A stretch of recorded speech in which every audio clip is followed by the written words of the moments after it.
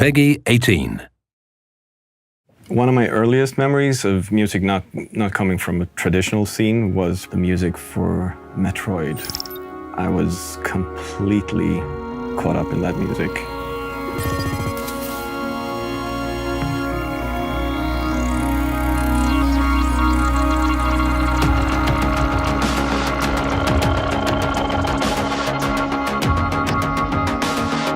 The first game I worked on was called Excessive Speed.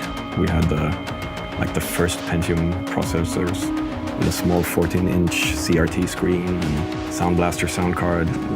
That was it, you know. Ground Control 2 was, well, we were still a small company, but we had a solid fan base. I felt we need to solidify the trust of the fans. I wanted to give them something more for the people who really liked the music from the first game.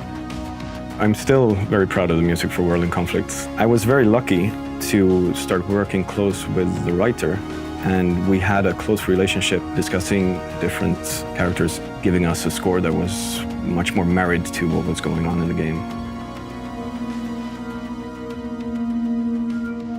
It was half a year before the first E3. That's when I started writing the music, leading us into our first unveiling of the game. Without any preconceptions at all of the sounds, I started investigating the story and the characters and figuring out where do the sounds come from in the world, in the story. There are going to be characters in the game that play different instruments, and you're going to encounter these people in different ways, in different locations.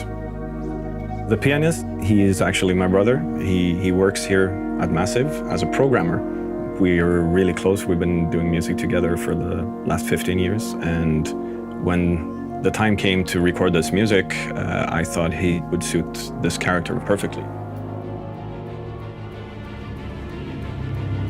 We have the general, the epic story of the Division. This will always have its own more orchestrated sound. But when you dig into the deeper stuff, when you play the game, sometimes even go only down to percussion and analog synthesizers and get that roomy, realistic feel with something that is old and tangible. Get the room, get the tone, get the feeling, and find a place for that in the game.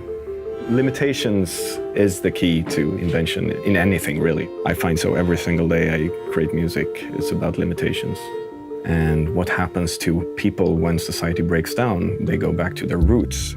I looked at different kinds of guitars and a lot of instruments that were brought to the US when people still didn't have records and things like that. What is it that we fall back on when we don't have electricity and things like that? That was sort of building the basis of the whole score.